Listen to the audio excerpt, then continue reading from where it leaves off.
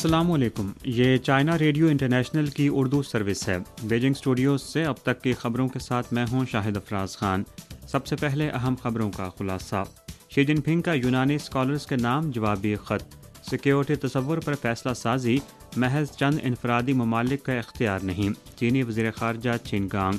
امریکہ نے یورپ کو باندھنے کے لیے نارڈ اسٹریم کو تباہ کر دیا، تجزیہ کار۔ اور اب خبریں تفصیل کے ساتھ۔ کمیونسٹ پارٹی آف چائنا کی مرکزی کمیٹی کے سیاسی بیورو نے 21 فروری کو ایک اجلاس منعقد کیا، جس میں رواں سال 26 سے 28 فروری تک کمیونسٹ پارٹی آف چائنا کی 20ویں مرکزی کمیٹی کا دوسرا کل رکنی اجلاس بلانے کا فیصلہ کیا گیا۔ کمیونسٹ پارٹی آف چائنا کی مرکزی کمیٹی کے جنرل سیکرٹری شی جن پنگ نے اجلاس کی صدارت کی۔ اجلاس میں کمیونسٹ پارٹی آف چائنا کی مرکزی کمیٹی کے سیاسی بیورو کی جانب سے مرکزی کمیٹی کو پیش کردہ ورک رپورٹس میں دیگر اہم مندرجات پر بات چیت کی گئی۔ حال ہی میں چین کے صدر شی جن پنگ نے ایتھنز یونیورسٹی کے پروفیسر ولاڈوکیس اور دیگر یونانی اسکالرز کے نام ایک جوابی خط میں چین یونان تہذیب میوچل لرننگ سینٹر کے قیام پر مبارکباد دی۔ شی جن پنگ نے نشاندہی کی کہ چینی تہذیب کی ایک طویل تاریخ ہے اور قدیم یونانی تہذیب کا بہت دورس اثر ہے۔ 2000 سال قبل چین اور یونان کی عظیم تہذیبیں یوریشیائی براعظم کے دونوں کناروں پر ایک دوسرے کی تکمیل کرتی تھیں، جس نے انسانی تہذیب کے ارتقاء میں بنیادی کردار ادا کیا۔ اب دونوں ممالک نے چین یونان تہذیب میوچل لرننگ سینٹر قائم کیا ہے، جو اہم تاریخی اہمیت کے حامل چینی اور یونانی تہذیبوں کے درمیان تبادلوں اور باہمی سیکھنے کے عمل کو آگے بڑھانے اور مختلف ممالک میں تہذیبوں کی ترقی کو فروغ دینے کے لیے پرعزم ہے۔ شی جن پنگ نے اس بات پر زور دیا کہ انسانی تاریخ کے طویل دورانیے میں تمام نسلی گروہوں نے اپنی اپنی خصوصیات اور علامتوں کے ساتھ تہذیبیں تخلیق کی ہیں، جو مل کر انسانی تہذیب کا ایک رنگین باغ بن چکا ہے۔ تاریخ نے پوری طرح سے ثابت کیا ہے کہ جب تک ہم مطابقت اور کھلے پن پر قائم رہتے ہیں، انسانی تہذیب ترقی کرتی رہے گی۔ سال 2019 میں شی جن پنگ کے یونان کے سرکاری دورے کے دوران یونانی رہنماؤں کے ساتھ مشترکہ طور پر تہذیبی تبادلے اور باہمی سیکھنے کی حمایت کی۔ دورے کے بعد دونوں فریقوں نے قائدین کے اتفاق رائے کو فعال طور پر نافذ کیا اور چین یونان تہذیب میوچل لرننگ سینٹر کی تعمیر کی تیاری کی۔ اس حوالے سے 20 فروری کو ایتھنز یونیورسٹی میں چین یونان تہذیب میوچل لرننگ سینٹر کے قیام کی تقریب منعقد ہوئی۔ تبت کے روایتی نئے سال لوسار تہوار کی آمد کے موقع پر پنچن رینچو نے تبتی قومیت کے لوگوں کو نئے سال کی مبارکباد پیش کی۔ 2022 میں نے تبت کے بہت سے دیہات اور مندروں کا دورہ کیا اور تیز رفتار ترقی اور بے شمار مسکراتے ہوئے چہروں کا مشاہدہ کیا۔ انتہائی ترقی کی بدولت تبت میں غربت حیران طور پر کم ہوئی ہے۔ لوگ اپنے وطن کی حفاظت اور اسے ایک بہتر جگہ بنانے پر فخر محسوس کرتے ہیں۔ وہ اب آزادانہ طور پر اپنے مذہب پر عمل کر سکتے ہیں اور رہباؤں کی زندگیوں میں بھی بہت بہتری آئی ہے۔ امریکی سینٹ کی جانب سے نام نہاد بغیر پائلٹ ایئر شپ کے واقعے پر قرارداد کی منظوری کے جواب میں چین کی قومی عوامی کانگریس کی کمیٹی برائے خارجہ امور نے 20 تاریخ کو ایک بیان جاری کیا۔ بیان میں کہا گیا ہے کہ امریکی سینٹ نے حال ہی میں اس قرارداد کی منظوری دی اور چین کی جانب سے خطرہ قرار دیتے ہوئے اسے بڑھا چڑھا کر پیش کیا اور چین کو بدنام کرنے کی کوشش کی۔ مذکورہ واقعے کے حوالے سے چین نے بارہا امریکہ اور عالمی برادری کو آگاہ کیا ہے کہ ہوا کے رخ کی تبدیلی کی وجہ سے یہ حادثاتی واقعہ رونما ہوا تھا۔ چین نے امریکہ سے مطالبہ کیا کہ وہ اس معاملے کو پیشہ ورانہ طور پر تحمل کے ساتھ سنبھالے، لیکن امریکہ نے بار بار چین کے اس موقف پر کان نہیں دھرے۔ اس نے بلا امتیاز طاقت کا استعمال کیا اور حد سے زیادہ رد عمل کا اظہار کیا، جو عالمی قانون اور عالمی عمل کی روح کی سنگین خلاف ورزی ہے۔ 21 تاریخ کو چین نے باضابطہ طور پر global security initiative concept paper جاری کیا۔ گلوبل سیکیورٹی انیشیٹو چین کا سلامتی کے مخمصے کا حل کے موضوع پر اسی روز منعقدہ بلیو روم فورم میں وزیر خارجہ چین گانگ نے کہا کہ کانسیپٹ پیپر عالمی امن کے تحفظ کے لیے چین کے ذمہ دارانہ رویے اور عالمی سلامتی کے تحفظ کے لیے اس کے پختہ عزم کو ظاہر کرتا ہے۔ ساتھ ہی انہوں نے یہ بھی انکشاف کیا کہ چین تمام فریقوں کے ساتھ سیکیورٹی منصوبوں پر تبادلہ خیال کرنے کے لیے مناسب وقت پر گلوبل سیکیورٹی انیشیٹو کی ایک اعلیٰ سطحی تقریب منعقد کرے گا۔ انہوں نے نشاندہی کی کہ مذکورہ پیپر میں تعاون کے 20 اہم شعبوں کی فہرست پیش کی گئی ہے۔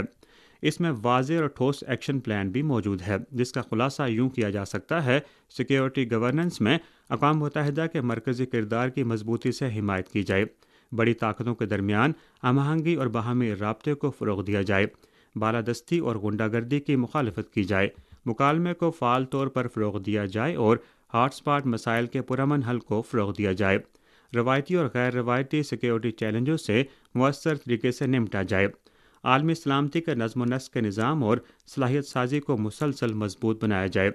چنگانگ نے مزید کہا کہ سیکیورٹی دنیا کے تمام ممالک کا حق ہے، نہ کہ ایک پیٹنٹ جو خاص طور پر مخصوص ممالک تک محدود ہے۔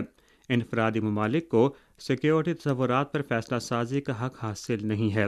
گلوبل سیکیورٹی انیشیٹو دنیا کے لوگوں کے مفادات اور سلامتی کا معاون ہے۔ چین ہر اس ملک کا خیر مقدم کرتا ہے جو گلوبل سیکیورٹی انیشیٹو میں شامل ہونے کے لیے تیار ہے۔ انہوں نے کہا کہ اس وقت چین دنیا کا واحد ملک ہے جس نے اپنے آئین میں پرامن ترقی کے راستے پر قائم رہنا کو شامل کیا ہے، اس سے قطع نظر کہ وہ مستقبل میں ترقی کی کسی بھی سطح پر پہنچ چکا ہو۔ چین کبھی بھی بالادستی یا اپنے اثر و رسوخ کے دائرے کو وسعت دینے کی کوشش نہیں کرے گا، ہتھیاروں کی دوڑ میں شامل نہیں ہوگا اور ہمیشہ عالمی امن کا محافظ رہے گا۔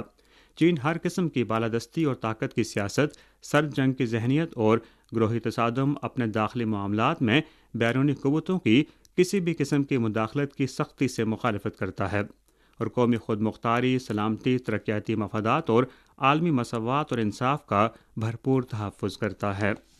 20 تاریخ کو چینی وزیر خارجہ چنگانگ نے برطانوی وزیر خارجہ جیمز کلیورلی سے ٹیلی فون پر بات چیت کی۔ اس موقع پر چنگانگ نے کہا کہ چین اور برطانیہ دونوں اقوام متحدہ کی سلامتی کونسل کے مستقل رکن ہیں اور دنیا کی اہم طاقتیں ہیں۔ فری کین کے خوشگوار تعلقات نہ صرف دونوں ممالک کے مفادات کے مطابق ہیں بلکہ عالمی امن اور ترقی میں بھی کردار ادا کرتے ہیں۔ چین برطانیہ کے لیے کوئی چیلنج اور خطرہ نہیں ہے۔ امید ہے کہ برطانیہ چین کی ترقی کو معروضی اور منطقی طور پر دیکھے گا، چین کے ساتھ باہمی اعتماد میں اضافہ کرے گا، اختلافات کو مناسب طریقے سے حل کرے گا، ایک دوسرے کے بارے میں صحیح تفہیم پر قائم رہے گا، تعاون کو مضبوط کرے گا اور دو طرفہ تعلقات کی صحت مند اور مستحکم ترقی کو فروغ دے گا۔ جیمز کلیورلی نے کہا کہ چین نے پچھلی چند دہائیوں میں بڑی ترقیاتی کامیابیاں حاصل کی ہیں اور کروڑوں افراد کو غربت سے نکالتے ہوئے عالمی معیشت کی ایک اہم قوت بن چکا ہے۔ برطانیہ چین کے ساتھ اعلیٰ سطحی تبادلوں اور اسٹریٹجک مواصلات کو مضبوط بنانے، مختلف شعبوں میں تبادلوں اور تعاون کو گہرا کرنے اور موسمیاتی تبدیلی اور غذائی تحفظ جیسے عالمی چیلنجوں سے مشترکہ طور پر نمٹنے کا خواہاں ہے۔ فری کین نے مشترکہ دلچسپی کے دیگر امور پر بھی تبادلہ خیال کیا۔ 21 فروری کو چینی وزارت خارجہ کی یومیہ پریس کانفرنس میں امریکی صدر جو بائیڈن کے دورہ یوکرین سے متعلق پوچھا گیا۔ ترجمان وانگ ونبن نے کہا کہ پچھلے ایک سال سے یوکرین بحران کے حقائق ظاہر کرتے ہیں کہ تنازع اور جنگ میں کوئی فاتح نہیں ہے اور مذاکرات ہی اس کا حل ہے۔ تمام فریقین بالخصوص بڑے ممالک کو ذمہ دارانہ رویہ اپنانا چاہیے، قیام امن اور مذاکرات کو فروغ دینے کے لیے سازگار ماحول پیدا کرنا چاہیے اور سیاسی تصفیے کے لیے زیادہ سے زیادہ سازگار کردار ادا کرنا چاہیے، بجائے اس کے کہ آگ کو ہوا دیتے ہوئے جنگ سے فائدہ اٹھا کر منافع کمایا جائے۔ چین ہمیشہ امن اور انصاف کے ساتھ کھڑا رہا ہے اور ہم امن اور مذاکرات کے فروغ میں تعمیری کردار ادا کرتے رہیں گے۔ حال ہی میں امریکی سیاسی تجزیہ کار ڈینیل پیٹرک پیلش نے ایران کے انگریزی نیوز ٹیلی ویژن کو دیے گئے انٹرویو میں کہا کہ نارڈ اسٹریم گیس پائپ لائن پر حملہ ماحولیاتی دہشت گردی کی سنگین ترین کارروائیوں میں سے ایک ہے۔ امریکہ کا نارڈ اسٹریم قدرتی گیس پائپ لائن کو تباہ کرنے کا مقصد یہ ہے کہ جرمنی اور دیگر یورپی ممالک کو مجبور کیا جائے کہ وہ امریکہ کے ساتھ روابط مضبوط کریں اور روس مخالف کیمپ میں رہیں۔ ویلچ نے کہا کہ نارڈ اسٹریم قدرتی گیس پائپ لائن میں دھماکے کے فوراً بعد امریکہ کی قیادت میں مغربی ممالک نے بغیر ثبوت کے روس پر اس کا الزام لگایا تھا، تاہم کچھ تفصیلات بتدریج منظر عام پر آنے کے بعد مغربی ممالک اجتماعی طور پر خاموش ہو گئے۔ ویلچ نے کہا کہ امریکہ کے پاس نارڈ اسٹریم قدرتی گیس پائپ لائن پر حملہ کرنے کے محرکات اور وجوہات موجود ہیں۔ اس کا مقصد اپنے یورپی اتحادی جرمنی پر قابو پانا ہے اور جرمنی اور دیگر یورپی ممالک کو روس مخالف کیمپ میں رہنے پر مجبور کرنا ہے۔ اسی کے ساتھ خبریں ختم ہوئیں۔